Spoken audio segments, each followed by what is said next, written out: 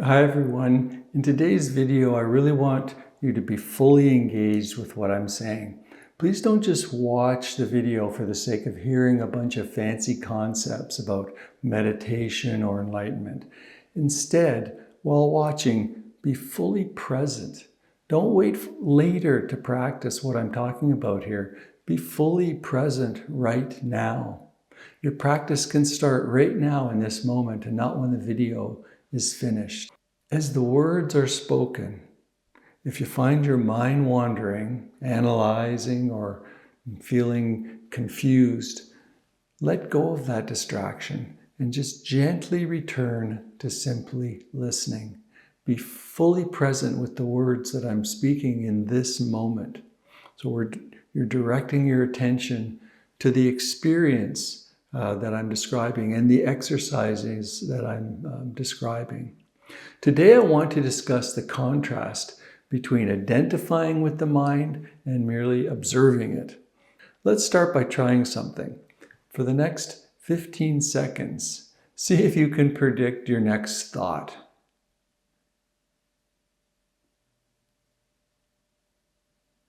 Just kind of stay alert and see if you can predict that next thought. Of course you can't.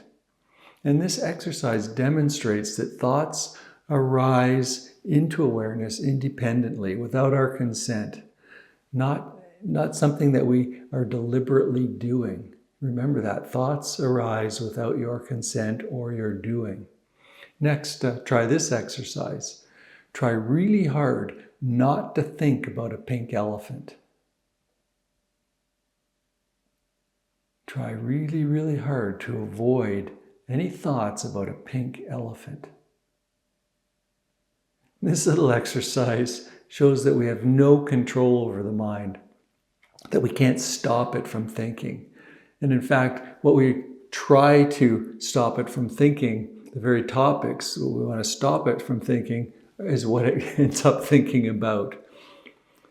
When there's silence, you may notice a random thought pops up without your invitation or doing on your part.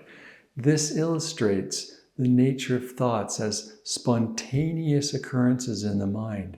You can't control your thoughts any more than you can control the clouds floating through the sky. And secondly, it's important to note that whatever thoughts the mind is creating, whether they're positive or negative, pleasant or unpleasant, relevant or irrelevant, they are beyond your control. You don't choose what the mind thinks. It just simply does it on its own. Understanding this is so crucial to going deeper into the topics that we explore on this channel together. You must recognize that the mind always produces thoughts and images without your consent. And your thoughts, of course, greatly influence what you do throughout the day. If you're not aware of your thoughts, they can really lead you down some very harmful and unwanted paths and unwanted harmful actions, compulsions, addictions, and so forth. Realizing that you are not your thoughts is one of the most decisive events in your life. Following from this realization can be the realization that you are the awareness or the presence that is behind the thoughts. Here's another little experiment. Close your eyes and listen to the sounds around you for some period. Notice that there's two things happening here. There are the sounds that are just randomly occurring without your consent or any doing. And there's the knowing of the sounds. There's two separate things. Next, close your eyes for a period and just watch what shows up in the mind.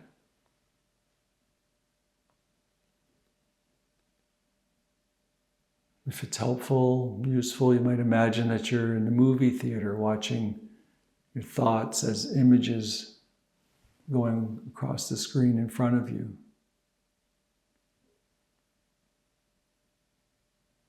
If you notice that you're getting pulled into the thoughts, realize that this is happening. Simply go back to watching the thoughts.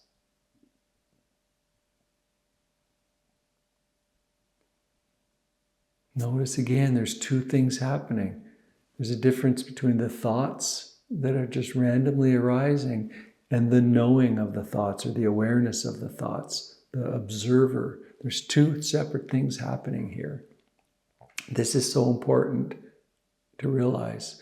To regain control and stop being drawn into thoughts that you didn't choose, you must realize that these thoughts are not yours in the sense of ownership.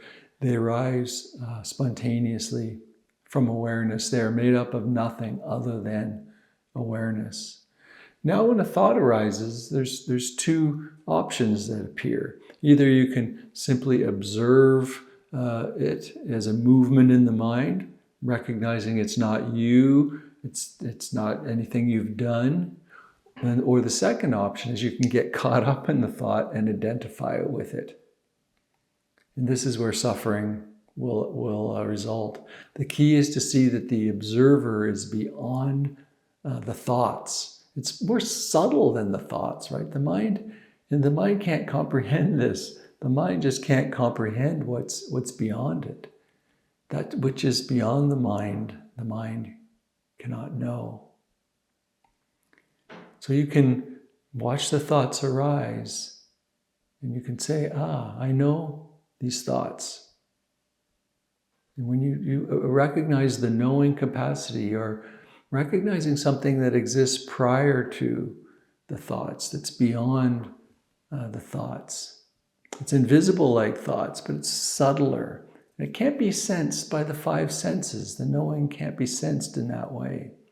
But you acknowledge it, simply the knowing of thoughts. So in this video, I don't really want to get into the nature of presence or awareness. Rather, we're really focusing on disengaging from the thoughts and being instead the observer of thoughts. So we're the observer rather than believing all the thoughts and getting identified with the thoughts.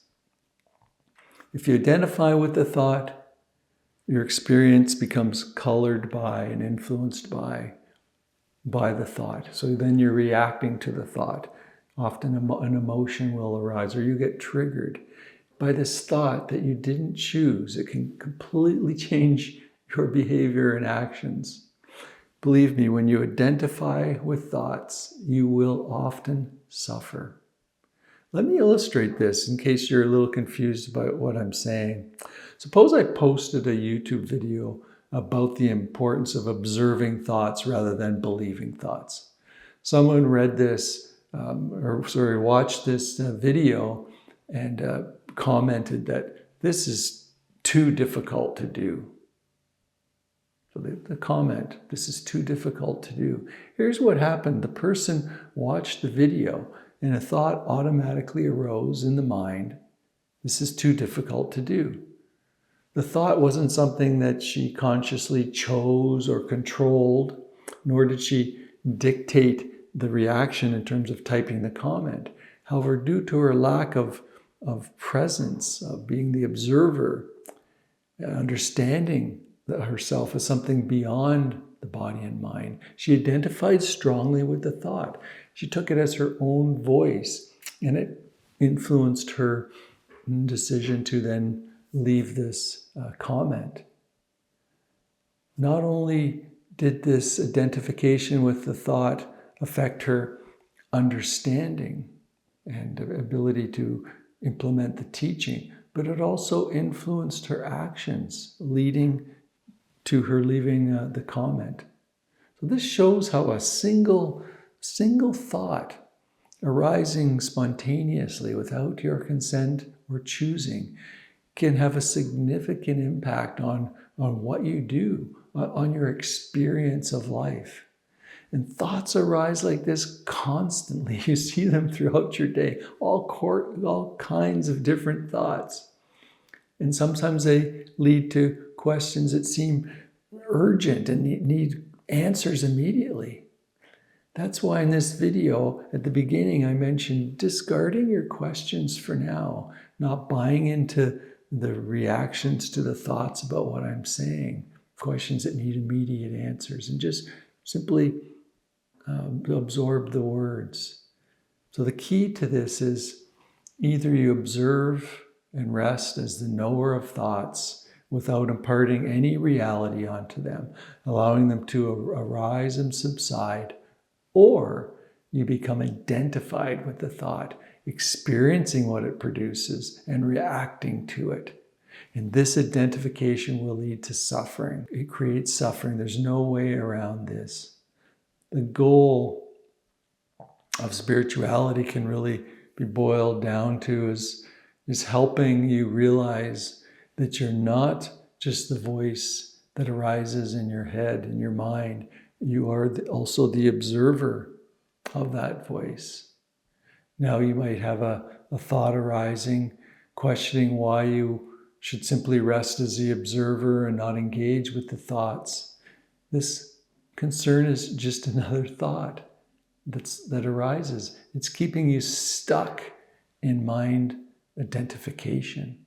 When you identify with thoughts as yourself, these thought loops, these habit loops accumulate rapidly, and they lead to all kinds of pain and suffering in your life.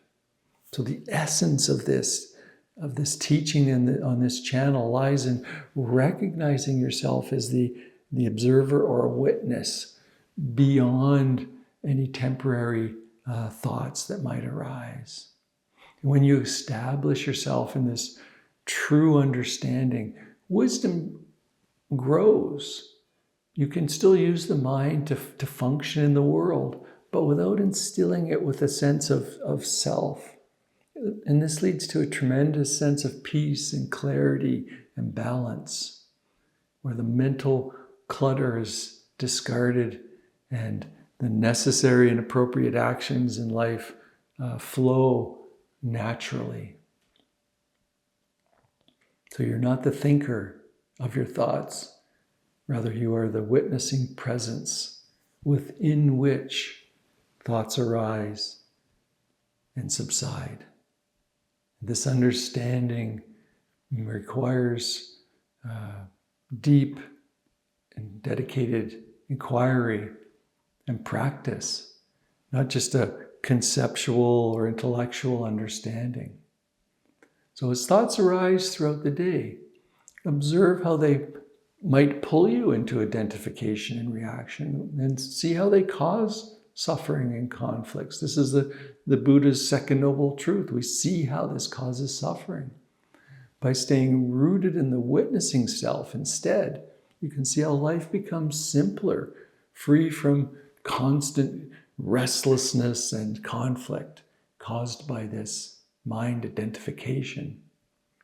True freedom lies in recognizing yourself as the observer and transcending the mind's constant fluctuations and contradictions. Thank you for watching this video, and if you enjoyed it, please hit the like button and subscribe to the channel. Hope to see you soon. Bye for now.